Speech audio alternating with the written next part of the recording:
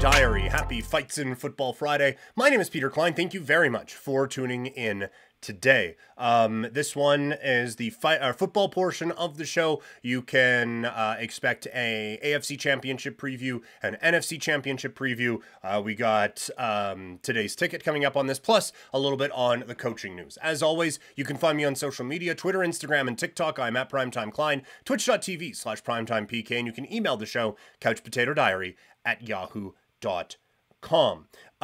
This is going to be a whole lot of fun today. I've told you guys all week that these games could not get here soon enough, and now we are on the precipice of this. I am so excited.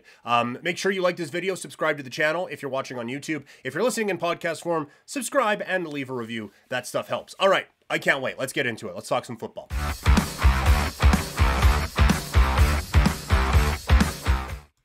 Just two games to break down on our Football Friday here. First, the AFC Championship game. The defending Super Bowl champion Kansas City Chiefs go on the road for the second time this postseason and the second time in Patrick Mahomes' career going up against the Baltimore Ravens. Baltimore favored by 3.5 to 4.5 points in this game, with the total coming in at 44.5.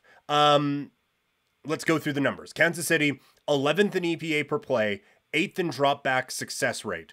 They have, like, when you put those numbers out there, that's a very good offense, right? Like 8th in the league in success rate, 11th in EPA per play, 8th in DVOA. This was a good year for this offense. But we expect more than good from the Kansas City Chiefs. And it has been a struggle to find playmakers this year. But now Kelsey has stepped up in the playoffs. Rashee Rice has had some big moments in the playoffs. I wouldn't bank on it, but MVS has been making catches again here this postseason. So they have had some guys step up on the offensive side of things to help get them into another AFC Championship game. They struggled running the ball during the regular season, 26th in running success rate, but I feel like that's gotten a little bit better here in the playoffs. Pacheco is just running angry right now, and that has been a big factor for them in stepping up here. So that, I think, has been a really big help, is Pacheco kind of balancing things off here. And that's going to be important, as he feels like he is another potential playmaker out there for the Kansas City Chiefs. On the defensive side of things, though, that has been the unit that has kind of carried a lot of the water this year for Kansas City. They are the ones who have been really helping to push this team into this spot. Let's go through the numbers first and then the analysis. They are 6th in defensive EPA per play, 4th in defensive success rate, 3rd in defensive EPA per dropback, and 2nd in defensive success rate per dropback. They have given teams so many problems this year. So much trouble is what I was going to say. They have done a good job of pressuring the quarterback and done a good job of limiting big plays downfield. That's what they did against Buffalo last week. To their credit, they limited those big plays. Now, if Stephon Diggs makes a catch, then we're not talking about that necessarily, and we're probably not even talking about this team. But they have still been able to do that. My issue is they got pushed around by Baltimore last week, and we can say they were limiting the explosives. That's fine. Baltimore was still able to get in the end zone, and they were still within a field goal, a very makeable field goal, of tying that game, and it just didn't happen for them. So now you look at this defense and you look at the real key weakness of them that has me very concerned about this matchup for Kansas City. They are 28th in the NFL in defensive EPA per rush. So teams are putting up some big chunks against this team on the ground, and you are facing one of the elite run units in the NFL. That is the part of this game that absolutely concerns me. If they can somehow bottle that up, then they I know, and you could say, like, oh, turn Lamar Jackson into a pocket passer, but it's not that anymore, and we'll talk about why in a second. It is more funnel this game into the strength that you have and try to take away your weakness, because it's been a weakness for this team this year, but overall, they were 7th in DVOA on the defensive side and 6th in weighted DVOA overall. Going up against a Baltimore team that was 3rd in run EPA per run and 3rd in rush success rate, 6th in EPA per play overall, and 4th in success rate. The big thing for them, like, obviously they run really well, and they now have a 3-headed monster with Edwards, with Hill, and with Dalvin Cook coming into the fold.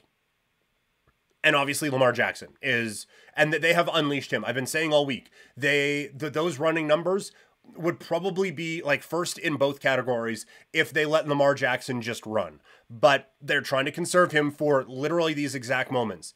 There's no more conserving. That this is the AFC Championship game. You win this game, you go to the Super Bowl. Lamar Jackson is going to have absolutely no governor on him for this one. And that is such a dangerous proposition going up against Kansas City. But let's say Kansas City is able to do something they've barely been able to do all year, and that's stop the run. Baltimore is 6th in EPA per dropback and 6th in dropback success rate. They have been able to throw the ball this year. Lamar Jackson has a different presence to him. I said after the game last week, Lamar Jackson has now figured out how to control the game instead of just flowing with it. He is dictating the pace and dictating everything in this game now. His presence in the pocket is much improved. His patience is great. His vision downfield, whether it's in the passing game or seeing run lanes open up, and his ability in space to create even more of it is really, really excellent. He just can do everything. And now I do think they've surrounded him with some good weapons. It sounds like Andrews is coming back. Even if he's not at 100%, likely was very good. And Zay Flowers has just grown leaps and bounds every week. I really don't know how you stop this team on offense. You kind of need Lamar to beat himself, and he just hasn't been doing that this year. And then, by the way, you run into the #1 defense in DVOA this year. They were 2nd in defensive EPA per play, 2nd in defensive EPA per dropback, 6th in defensive success rate overall, and 4th in success rate against dropbacks. This has been an elite defense all season long. There is elite talent at a number of different spots on the football field that is going to give Kansas City problems. The more you look into it, whether you watch the tape or, I say tape, I watch it on computer. I don't have big reels in my house. But whether you watch the game film, you look at the stats, or anything else, if you just had Team A, Team B, this is probably 6.5, 7-point spread. But it's Kansas City. You are baking in the respect for Andy Reid, the respect for Patrick Mahomes. This is this is a Baltimore team that is just, I think, quite a bit better than Kansas City. So I'm going Baltimore -3.5. On the NFC Championship game front, it is the Detroit Lions, the underdogs, in their first NFC Championship game since 1992, taking on the San Francisco 49ers. The 49ers are the favorite, with the line fluctuating between 6.5 and 8.5, with a total at 51.5. The big matchup in this game, there's a couple of really, really intriguing matchups in this game. One, San Francisco's run defense. They were 15th in the league in run defense, according to DVOA, and they gave up 108 yards to Aaron Jones a week ago. Detroit is 6th in EPA per run and 8th in rushing success rate. That is going to be an area that San Francisco has to figure out. They cannot let Jahmyr Gibbs beat them. If Jared Goff is going to go off, then Jared Goff's going to go off. But you cannot let this ground game pick up 7, 8, 9 yards. If they're able to be successful in the run and stay ahead of the chains throughout this game, that is going to be a massive advantage for them. But if you put Jared Goff in 2nd and 9, 3rd and 8 type of situations, this is going to be a long day for him. And you can just have Bosa and Young and all of those guys just ears back, ready to go straight forward at Jared Goff. It's going to be a bad time. It's not going to be a great day for them. So this is the key matchup of this football game, I think, is can San Francisco stop the run, and can the Detroit Lions limit the run or get that run game going? But also, the Lions' run defense, they were 4th in defensive EPA per rush. They were 1st in run DVOA, going up against a 49ers team that is excellent at everything. But again, if you can stop the run and make Brock Purdy beat you, this secondary is not great, right? Like it is just not very good. And it has had some problems all season long. 25th in defensive EPA per dropback and 25th in defensive dropback success rate. You can slice up and dice up this team through the secondary. But if you can allow Aiden Hutchinson, again, to just be a pass rusher and just know, all right, it's 3rd and 9, I'm getting after the quarterback here. That is where a lot of success is going to be had with the Detroit Lions. So I find this such an intriguing matchup to break down because this offense is good for Detroit. Make no mistake about it. And I have kind of poo-pooed them all season long. I do have to give them their credit. Like, they have played very well. Amon-Ra St. Brown is on another level. Jahmyr Gibbs has been as advertised this year. And Jared Goff has been limiting the big mistakes throughout the season. I do think that having a bit of familiarity on Kyle Shanahan, knowing what to do against Jared Goff, even though, like, Shanahan's not the defensive guy, he's at least been around him and knows how to attack him. I think that helps. But this is a Detroit team 8th in EPA per play, 7th in success rate and EPA per dropback. That this offense can put up some points, but you are going up against an absolute juggernaut in San Francisco. They are first in every stat that I look at for these previews. First in EPA per play, first in success rate, first in EPA per dropback, first in defensive success rate, dropback success rate, first in EPA per run, first in run success rate. Everything that you can look at statistically, San Francisco was just better than everyone at. And so, like, that run defense matchup is going to be such a fun clash of the Titans there to get going. Christian McCaffrey is playing like no other running back before, so we'll see if he can keep that up here in this pivotal matchup in the conference championship game. And if not, Brock Purdy didn't look good last week, but this is a defense that has made teams look good before. And with Ayuk out there and with Kittle out there, it just feels like it is going to be too much. There are a couple of factors in this game that really do kind of point the needle toward Detroit. I just think San Francisco has the better coach, albeit not the more aggressive one. And maybe Dan Campbell can steal a point or two with how aggressive he is on fourth downs and those types of situations. And maybe that helps keep this game a little bit closer. But overall, San Francisco has the better coach. They have the better football team. I can't bring myself to say Detroit covers this game. So I am going San Francisco -7.5. We have a couple other plays that we'll look at in today's ticket in a little bit. I do also want to give out a DraftKings lineup. We only have 2 games to talk about, so I thought we'd extend things a little bit looking at a DraftKings lineup.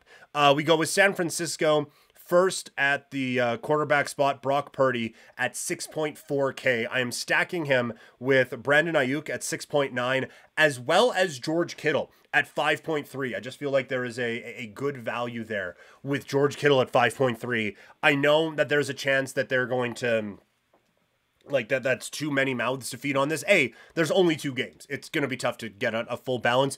And I just feel like I said before, Detroit's a defense you can pass on. I think Brock Purdy gets back on track, and I think he does it through the air with Ayuk, and he does it through the air with George Kittle. At running back, we are going Jahmyr Gibbs. Like I said, San Francisco's run defense ain't great. They won last week by giving up a bunch of yards on the ground. I think that probably happens here again. I'm going Gibbs 6.4. I'm also going Dalvin Cook. I needed to save money somewhere. Cook felt like he was being implemented as a real part of the game plan for Baltimore in that game in the AFC divisional round. I think he comes back in this game and puts up a strong showing as well. So I'm going Dalvin Cook at 4.2. We already talked about Ayuk at 6.9K. Zay Flowers at 5.9K. He has just grown so much as a receiver throughout this season that I think that this is going to be a good game for him. I have to have at least one Chief on here, so I'm going Rashee Rice at 6.5K. I think he's going to be a real big part. If Kansas City is, as I expect, down in this game, he's going to be a big part of the passing attack to try to pick up a few yards. So I could see maybe not a big yardage game for him, but a good volume game for Rashee Rice. We already talked about George Kittle as the tight end. And in the flex spot, it's Mark Andrews at 5K, with my defense being Baltimore at 3.2. Andrews, you're never going to get him at 5K again. And if he is actually back, then that is a steal of a deal for me.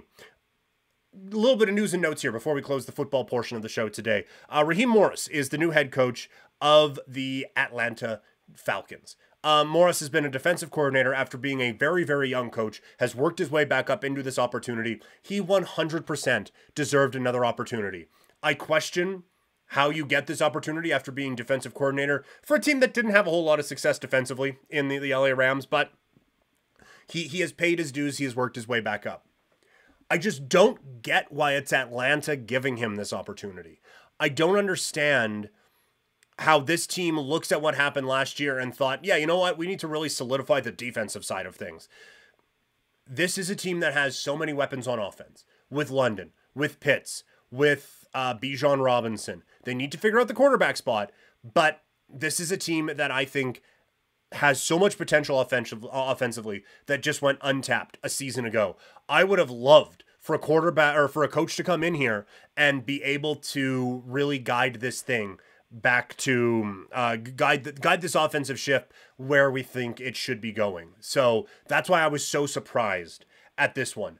And now the other intriguing part, there's only 2 jobs left, and there are 3 gigantic names out there in Bill Belichick, Pete Carroll, and Mike Vrabel. And it sounds like Washington's kind of made up their mind on Lions offensive coordinator Brian Johnson. And Seattle, it's been Dan Quinn for forever. It would be stunning to see all 3 of Carroll, Vrabel, and Belichick just not coaching next season. Now, maybe they want to pick their spot, that's fine. But it's why I think it's why I definitely think Dallas should have reconsidered their coaching option, and why I think Philadelphia maybe needed to be a bit more aggressive in the coaching run. I get Sirianni took this team to a Super Bowl a year ago, but this is not a regular group of head coaching candidates. So I just think that this is going to be a real waste, that 3 of the best coaches in the league are going to be sitting at home on the first weekend of the NFL season in 2024-2025. It is actually shocking to me. I think it does show how much control some of these GMs and some of these owners, quite frankly, want to have over their teams, that they're not going to allow some of these guys to come in and take a bit of control. But it's very surprising to me. All right, let's close this one out with today's ticket.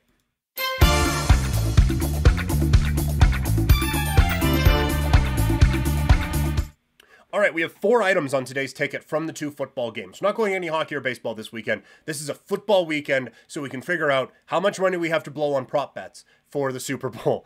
We will start with San Francisco minus 7.5 against Detroit. Like I said, I can't bring myself to not take this 49ers team. In the AFC Championship game, we are going Baltimore minus 3.5. I was able to lock that in last night, so we are doing that. Also, we are going Lamar Jackson over 277.5 passing and rushing yards combined.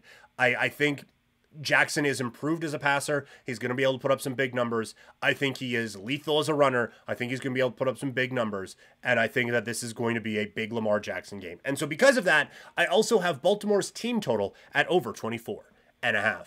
I cannot wait for these games on Sunday. I am so excited to talk about them with all of you coming up on Monday's show. Going to be at a friend's place watching the games, so no instant reaction following both games, but we will have the breakdown of both games coming up on the show on Monday. Also coming up on Monday, I'm going to be on Sportsnet 960 The Fan 3 days next week, Monday, Thursday, and Friday. It's All-Star break time, so I'm popping in there Tuesday. I'm going to be at Wild Rose Wrestling in a bit of a different role than you've seen me in before. I'm going to be commissioner for a day, so check me out at Wild Rose Wrestling coming up on Tuesday. Or if you want more wrestling from me, check me out basically right away, as I'm going to be doing part 2 of this podcast. It's a Fightin' Friday as we look at the WWE Royal Rumble, plus fights to make after UFC 297. Thank you all so much for tuning in. Remember to subscribe wherever you're listening or watching. Make sure you leave a review or you like this, and I will talk to all of you in just a second.